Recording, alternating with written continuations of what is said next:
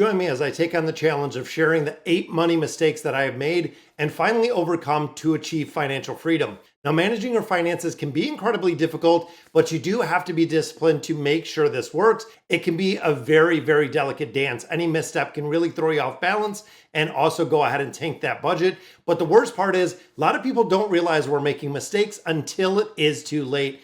My personal journey was exactly the same when I started very, very young, managing finances for my parents and then getting into finance myself. Now, I had to confront a lot of these, overcome a lot, and through the years, I have made my fair share of mistakes, which again, we're going to be looking at in here. Most people struggle with the exact same mistakes that I had, but of course, a lot of people are not aware how to overcome them, how to go through that, and the devastating impact that it does have on their financial security and the stability. For instance, some of these include living paycheck to paycheck, not having that emergency fund, prioritizing really wants over needs, and the never-ending debt cycle that people seem to be stuck in now. It's like trying to fix a very leaky faucet without ever turning off the water. You'll never get ahead. This cycle will continue forever. Another thing that I commonly see and where I really got it in check was tracking expenses and building a budget, spending plan, whatever you want to say. The people that I know that track the expenses, that do a budget, have been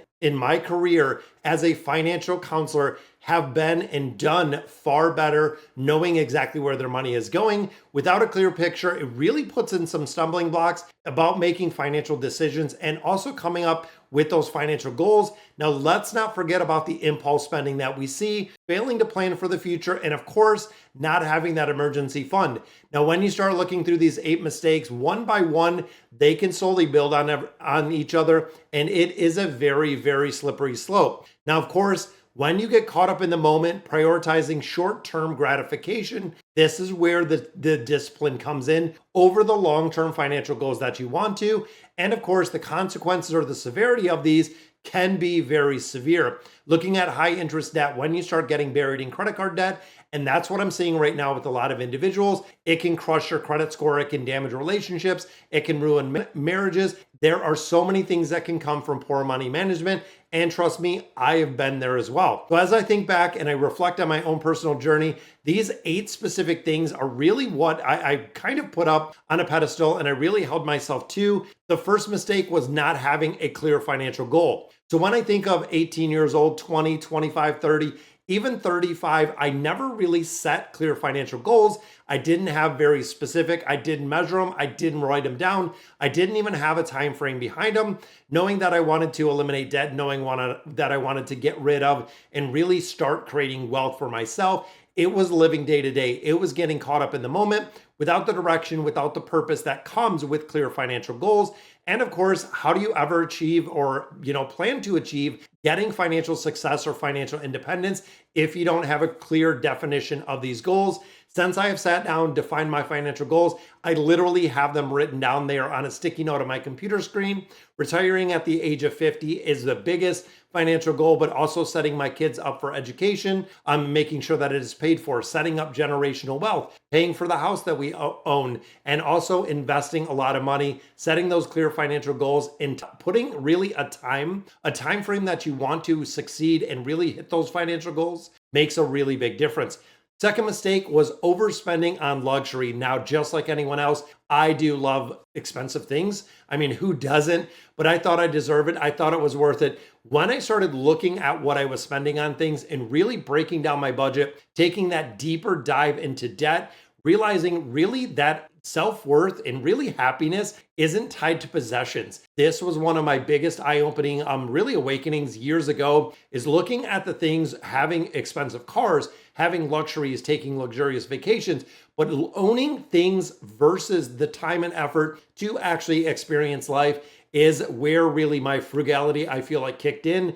Again, this was about 10 or 15 years ago when I started buying things that were assets more than liabilities, started doing a lot more things that were going to benefit my life or be beneficial, buying a lot better quality things, even if the price is a little bit higher. The frugality really kicked in with me years and years ago. Now, the third was not investing in myself. This, of course, is something early when I started, stuck in a low-paying job, really wanted to move up, didn't possess really the skills and abilities to advance my career. Went back to school, got my bachelor's degree, went back to school, got my master's degree. Now at this point, there's pretty much, I almost feel like a jetpack on my back where we're going. We're continuing a lot more. We're learning, we're educating, we're doing the content creation. We have the side hustle going. We have the primary. There are so many things now that I really got out of my own way. You're never too old to really start your own experience, what you want to do, and make sure you're happy with what you do. My worst fear is people that are sitting in a 9-to-5 job that they absolutely hate. Spending the time of their life in a job that they don't like means that a majority of people for a 40-year span are going to be unhappy. That unhappiness, of course, is going to bleed into a lot of other places in your life because of the job itself. Now, the fourth mistake was relying on credit cards as your safety net or your emergency fund. This was huge. When it comes to credit card debt, when it comes to the interest rate that I see people are paying, we are almost $1.2 trillion in credit card debt as a nation. Very convenient, very easy to use. And the crazy thing is, when you think of a credit card versus a debit card, people who use credit cards, the justification of earning for the rewards program will justify the spending that is on there. In addition, with credit cards, people spend about 20% more. With the debit card, when the money is not there, you cannot spend anymore. With the credit card, you can only stop spending essentially when your line is maxed out. And of course, you're charged an exorbitant amount of fees. You have fees with the cards, you have interest with the card. If you're not paying those balances off in full, it can be astronomical how much money people pay with credit cards. And of course, you want to get out of that as soon as possible because it is super, super expensive. Now, of course, the fifth mistake was not building up that emergency fund. This is the reason why we focus on the emergency fund, and even thinking of Dave Ramsey baby steps. Starting out with the emergency fund is really a necessity because it keeps you from the credit card debt. It keeps you from borrowing unsecured loans.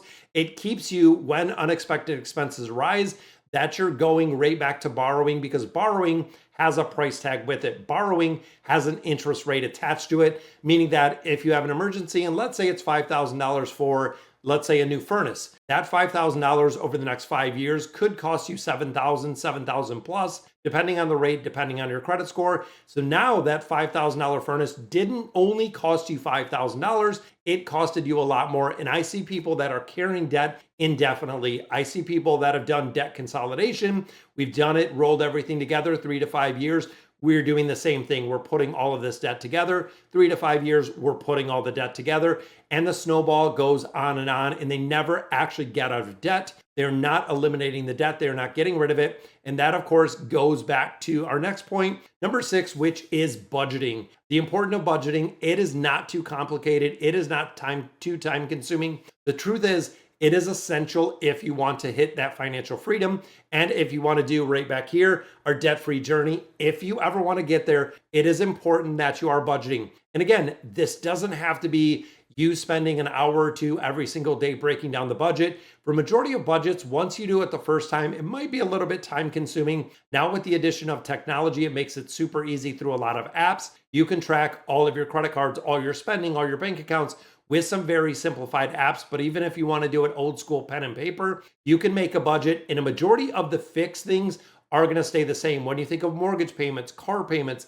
insurance, a lot of those fixed costs are going to remain the same, the exact same month to month. So really what you want to look at, what you want to examine is the variable costs that you do have in your life, the things that are changing, and seeing which levers you can kind of pull, which areas you can adjust to get more money, and get more money that, 1, you can repay debt, or 2, you can invest on the other side. Now, the 7th mistake was, of course, and again, people are notorious for this, it was not considering or really keeping up with other people. Sometimes called lifestyle creep, sometimes called keeping up with the Joneses, having the latest gadgets, having the latest trendy cars, buying a bigger house, buying a bigger car. In reality, I really took a step back. Again, this was probably about 15, 20 years ago when we got married. Took a step back. We have used vehicles. We now have an 11-year-old home. Everything that we have in life is good for what it is.